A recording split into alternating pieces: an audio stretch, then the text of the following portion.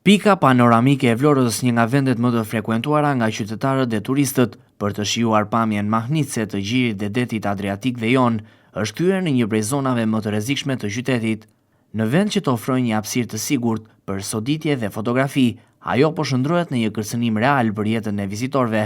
Ky vend, i cili u ndërtua dhe inaugurua disa vite më parë si pjesë e një projekti për zhvillimin turistik të zonës, sot ndodhet në një gjendje alarmante.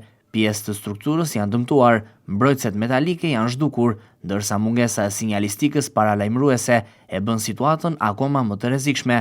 Vetëm një hap i gabuar mund të çojë drejt humnerës. Banorët e zonës dhe vizitorët e rregullt shprehen të shqetësuar për mungesën e ndërhyrjeve nga institucionet përkatëse. Sipas tyre, vendi që dikur përfaqësonte një simbol të bukurisë natyrore të Vlorës, sot është kthyer në një kurth për çdo që ndalon për të bërë aty një fotografi.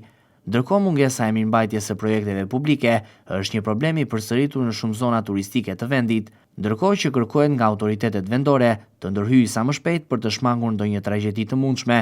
Derisa të ndërmerret një ndërhyrje konkrete, pika panoramike e Vlorës mbetet një zonë ku bukuria e natyrës përzihet me frikën e një aksidenti fatal.